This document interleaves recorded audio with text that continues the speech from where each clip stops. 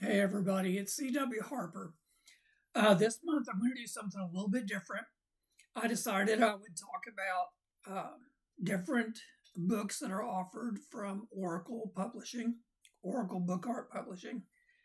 So I'm going to start with my debut novel, Freedom's Trail, Always and Forever, loosely based on the lives of my third great grandparents, Amanda and Hartwell. She was born a slave to a black woman who was taken advantage of by her owner. And then Hartwell was the son of a tobacco plantation owner who was subsequently disowned for marrying a black woman. And this takes place before and during the Civil War. It ends when the war ends. And uh, it's a really good book, in my opinion. I've had other people tell me they think it's a really good book. But if you're into historical fiction, it is loosely based on real people, but it is mainly fiction.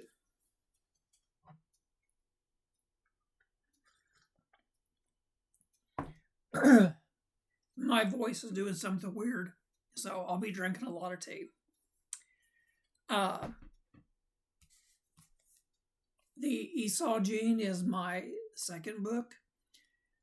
Totally different from the first one. This is cryptid science fiction about a very intelligent race of Bigfoot creatures.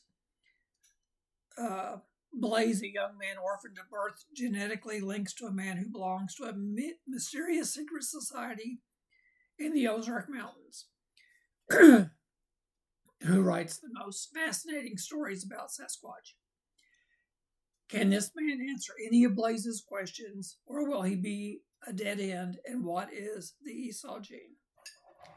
So,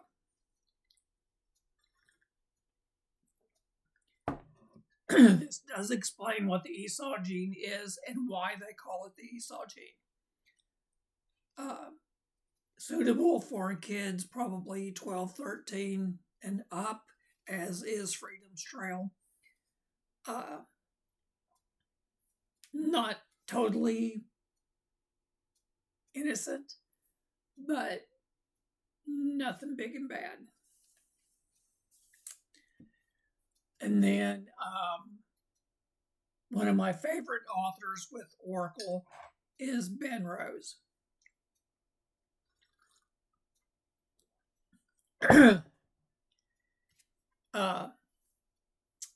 His first book that I read was Bury Me Upside Down. I do not have a physical copy. I read it on my Kindle. A very good book about upper middle class teens who are quite rebellious and what that happens after that. It's a good coming of age. It's a very good book. And then Everybody But Us is another one of his books. And it is about a young lady who is kicked out of her church, out of her family for coming out as bisexual.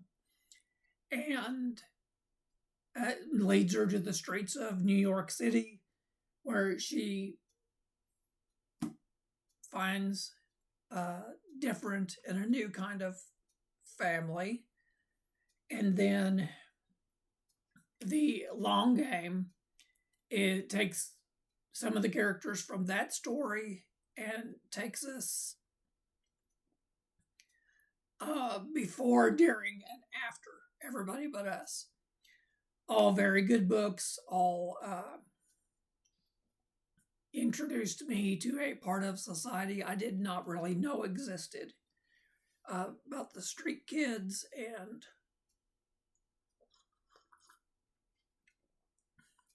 what they go through, their struggles, their abuses, their addictions. It was just very, very, very good. And then Found Family, I think, maybe his best one to date. It's about these street kids. They are what they call a street family. They all found each other. They became a family. There's a father figure, a mama figure. You get it. Even though they're all roughly the same age. And then they kind of adopt this old man.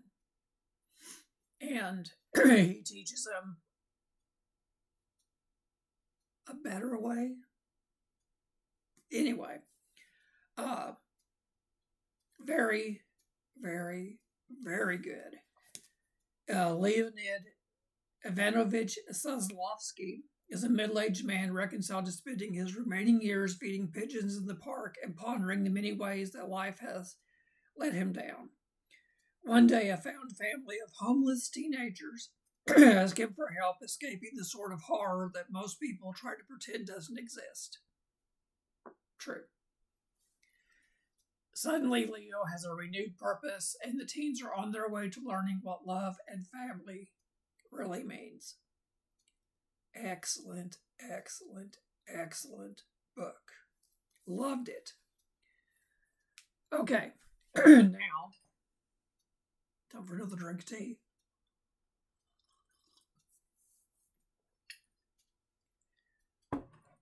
This is also very, very good. This is The Merge. It is by Jesse Bond and C.K. Timber.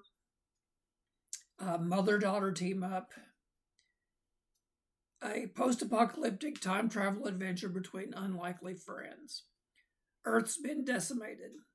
Living in the desolate aftermath requires cunning and bravery, and even then it may not be enough. Danger could lurk from any place at any time.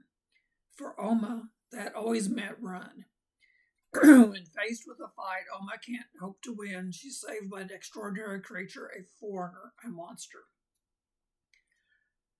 Prepare yourself to take an adventure through the merge and time, while Oma discovers trust, hope, and a threat to everything she's ever known. This is one of the best sci-fis, post-apocalyptic. Wow. It is an excellent, excellent book. And look at that cover. That is just the bomb as far as covers go. All right. I've reviewed this. I think I've reviewed that one on here, but I've definitely reviewed this one on here. And Candle of Dreams was a total shocker surprise for me. It is a period romance. Takes place during the Depression and the Dust Bowl. Migrant farmers land at this farm in Oklahoma, work for the owners, and the owner's daughters fall for the migrant farmer's son. And you think, oh yeah, that's going to be another one of those, and they all lived happily ever after. No, they did not. Excellent, excellent, excellent. Could not recommend it enough. Could be for anybody.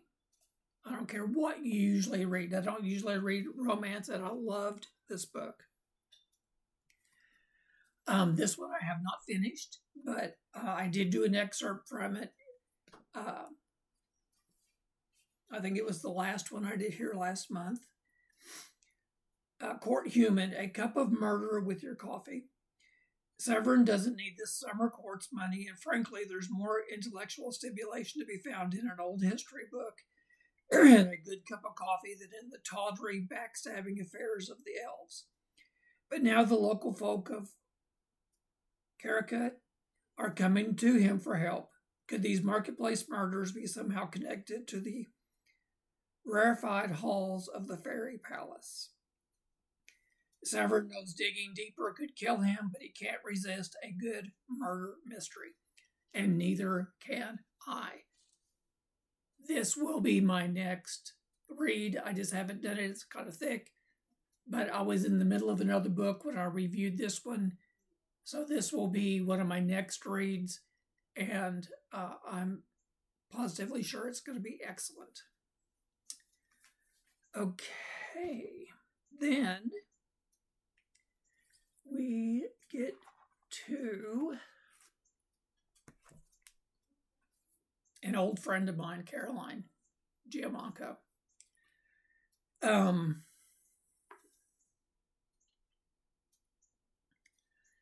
Banknotes Revisited, the updated true story of the Boonie Hat Bandit. St. Louis is gripped by a series of 12 bank robberies that leave local and federal authorities baffled. Dubbed the Boonie Hat Bandit, this criminal methodically robs banks in broad daylight, leaving no clues. Everyone wonders who he is, and law enforcement scrambles while the robberies make national news.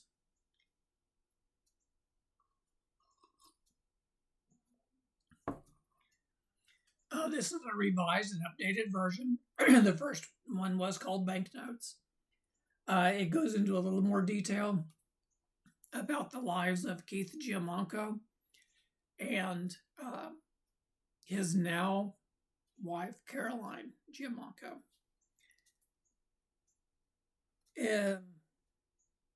It's a good cautionary tale. It's all true. He did rob banks. He did go to prison for 17 years. He just was recently released. It gives you a good insight into Missouri penitentiaries, and I'm sure they're not much different than all penitentiaries. If you like true crime, this is the one for you. Also, if you like true crime, and this one has a different cover now. If you buy it, it is not this cover. It's a new, edgier, barbed wire, a lot of red cover. But, sorry, my ADHD kicked in. I saw a bird. This is, Caroline was teaching high school classes in maximum security prison. And this talks about her experience there. Parts of it are really, truly what I would call horrifying. One thing I took away from it is they say that you cannot, the best way to tell the workers from the inmates is the color of their uniform. Other than that, they all kind of act the same, which is a very scary thought. Another excellent book. Caroline started out doing the true crime, and she is a English teacher by trade and loves to write. So she has also written, and I only own 2 physical copies of them, but her Into the Night series, and I think this is book 1. People who aren't exactly as they seem, familiar places transformed into sinister voids of darkness and despair. Stories of the paranormal and of science fiction, both macabre and mystifying, that will have you hesitate in fear and awe before you step out into the night. It's an anthology of scary, spooky, creepy stories. Excellent stories. You see here.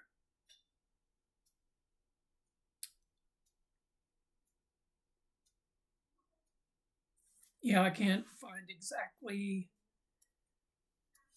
Oh, charcoal drawings. There's one. That is one of the creepiest stories I've ever read in my life. So, she did write one later that I've read that isn't another one of her books that was maybe even creepier. But I think that's because she wrote it, and it takes place at a creek that is only about 5 miles, maybe, from my mom's house. A creek that I went to all the time as a kid. And so she puts this monster in there, and now I can't stop at the creek anymore. Another one of her books, Starry Night, Twisted Tales from Beyond. Have you seen a ghost? Is your neighbor who he seems to be? Would you change the past if you could? Do you really know your family history or even who you sleep next to at night? Be careful how you answer. Come walk the twisted path on a starry night. More stories, just like the first Into the Night book there. And what's really nice about this one is she has guest authors in it. Um, Richard Paolinelli, I think is how you say it. He has a story in here. And then actually, I have a story in this one. Caroline and I are old friends. We've known each other since at least the fourth grade that we can remember. We may have known each other even before that. But she is an excellent writer. She not only writes paranormal and all that kind of stuff, she also writes westerns. I don't have any physical copies of her westerns, but they're all very good. Do a search on Amazon for Caroline Giammanco. It's a very unusual name. I think you'll be able to find her very easily. All of these books are available on Amazon. They're also, most of them at least, available through Ingram Spark. Get your local independent bookstore to buy and carry these. I am encouraging a local bookstore myself to start carrying our books. And so that's what I was going to do. This month, I decided just to talk about all of them. I'm still working on a children's book, and it's going steadily but slowly. I'm in the illustrating part of it. So there. If you have any questions, look up Oracle Book Art Publishing. You can find it on the internet. You can find us on YouTube, of course. You can find us on Facebook. And y'all have a great rest of your week. And be blessed. And take care of yourself.